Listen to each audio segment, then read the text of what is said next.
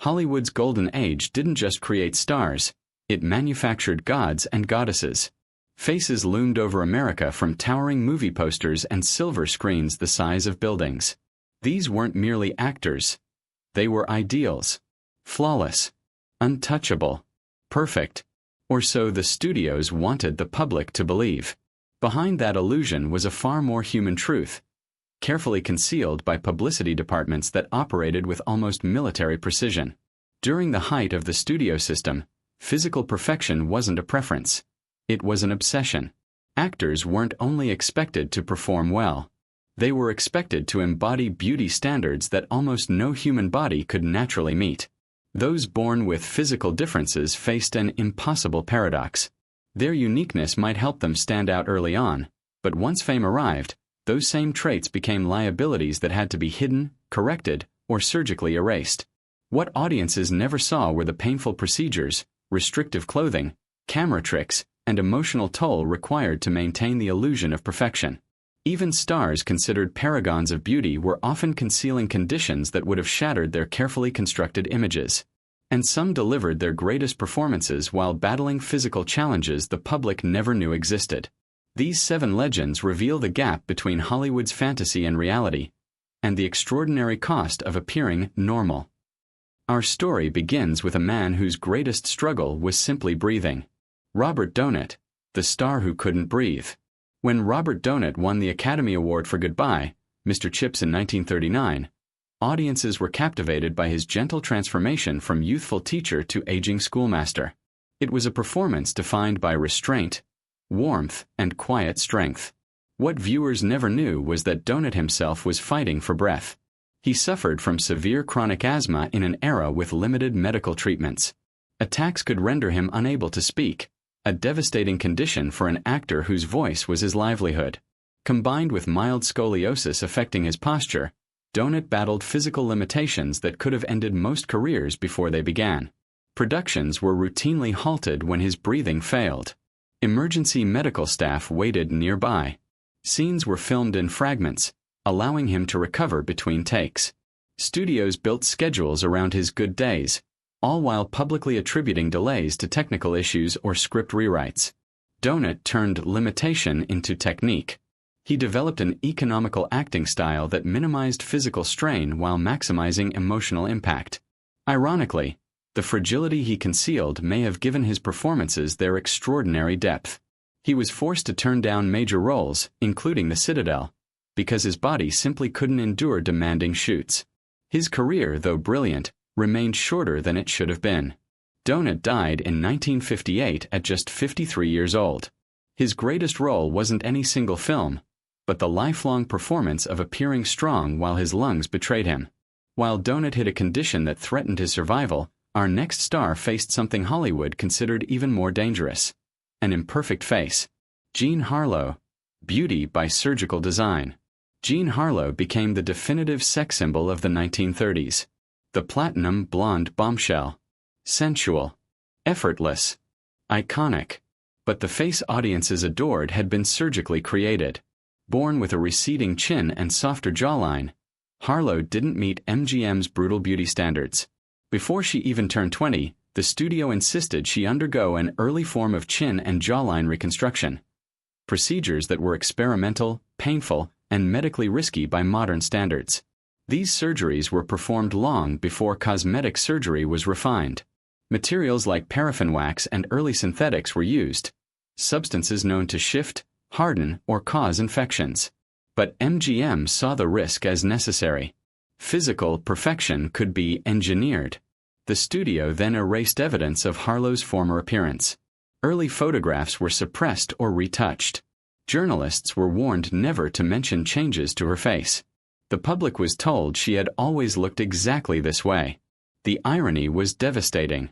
Harlow became famous for a sensuality framed as natural, when even her bone structure had been altered to fit a studio blueprint.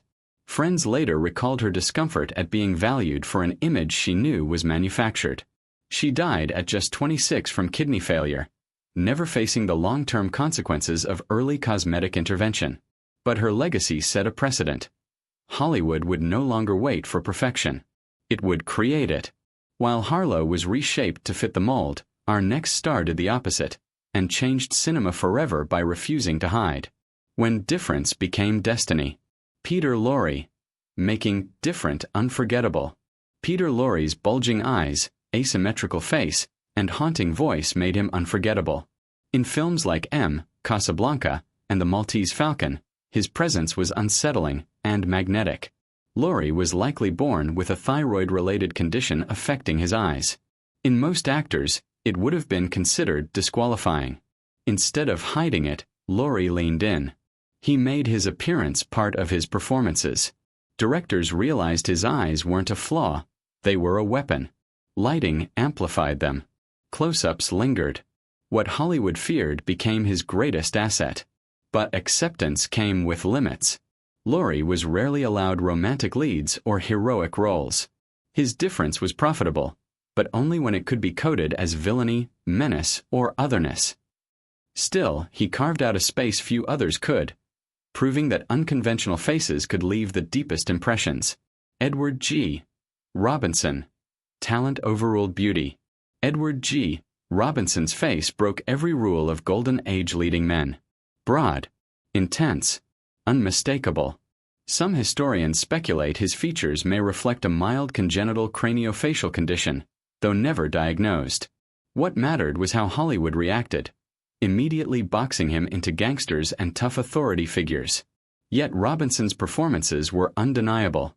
In Little Caesar and Double Indemnity, he commanded the screen so completely that audiences stopped caring what he looked like. Rather than addressing his appearance, Robinson ignored it, and forced the industry to do the same. Over 5 decades and more than 100 films, he proved that charisma and intelligence could redefine stardom itself. Frances Farmer. When the System Broke a Star.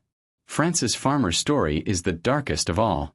As an infant, she reportedly underwent surgery for a cranial abnormality, a procedure performed at a time when neurological development was poorly understood. Throughout her life, she suffered migraines, mood instability, and emotional distress. Hollywood offered no accommodation. When she struggled, she was labeled difficult. When she resisted control, she was punished. Rather than receiving care, Farmer was institutionalized and ultimately subjected to a lobotomy, a catastrophic intervention that ended her career and altered her personality permanently. Her tragedy exposes the studio system at its most ruthless.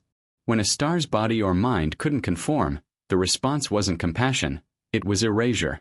Raymond Burr, power carefully staged. Raymond Burr projected authority, as Perry Mason and later as the wheelchair-using Detective Ironside. Behind the scenes, Burr reportedly lived with a shortened or deformed leg that caused a noticeable limp. Sets were designed to limit walking. Camera angles avoided movement. Custom shoes concealed the difference. Ironically, Ironside eliminated the need to hide anything at all. Burr never discussed his condition publicly. For him, concealment wasn't shame, it was strategy. And it worked. Audiences believed the illusion completely. Marlene Dietrich. Perfection at any cost. Marlene Dietrich controlled her image with iron discipline. Few knew she had partially webbed toes, a harmless condition called syndactyly. By modern standards, it meant nothing. In Golden Age Hollywood, it meant everything. She avoided open shoes. Barefoot scenes were staged carefully. Even this invisible imperfection was hidden, not because it mattered, but because it contradicted the fantasy. Dietrich understood the unspoken contract. Stars weren't allowed to be human. Conclusion. These stories reveal Hollywood's greatest lie, that perfection is natural. It never was. It was stitched, hidden, staged, and suffered through. These actors didn't just perform roles. They performed normalcy itself, carrying physical realities that studios worked tirelessly to erase. Their legacies endure not because they were flawless, but because they were human in an industry that refused to allow it. And that may be the most remarkable performance of all.